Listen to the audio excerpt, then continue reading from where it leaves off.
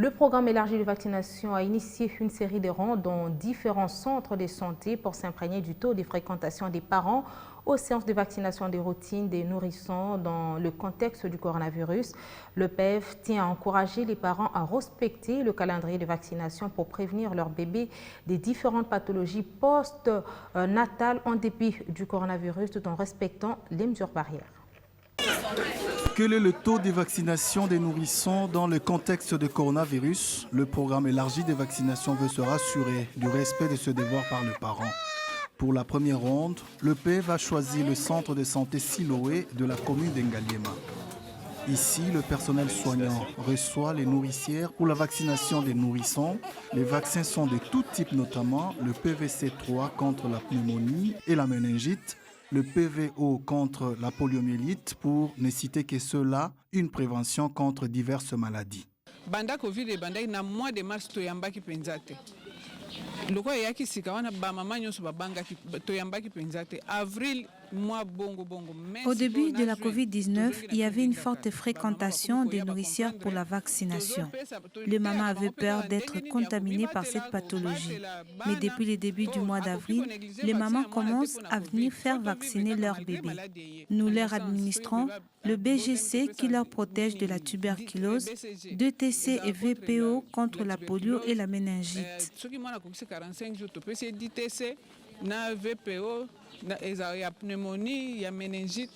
Les mamans, quant à elles, sont de plus en plus conscientes du bienfait du vaccin pour les bébés.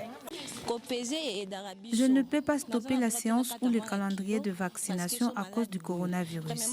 L'apaiser même à avoir une idée nette du poids du bébé. Avant d'allaiter l'enfant, je désinfecte mes mains par un désinfectant. Je me protège du coronavirus en respectant les mesures barrières.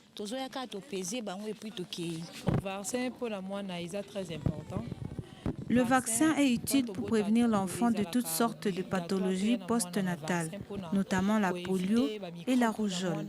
Je viens chaque semaine à ces centres pour remplir ces devoirs de tous parents.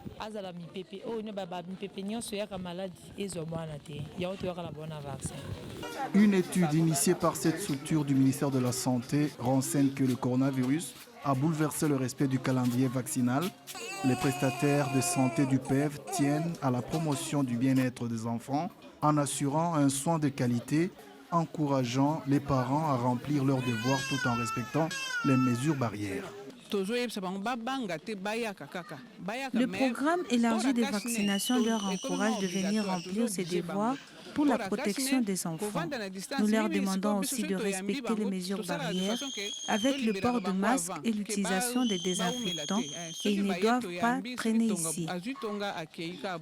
Le PEV a comptabilisé près de 7000 enfants qui n'ont pas été vaccinés de 2019 à janvier 2020 suite au coronavirus, d'où cette campagne de promotion de vaccination de routine.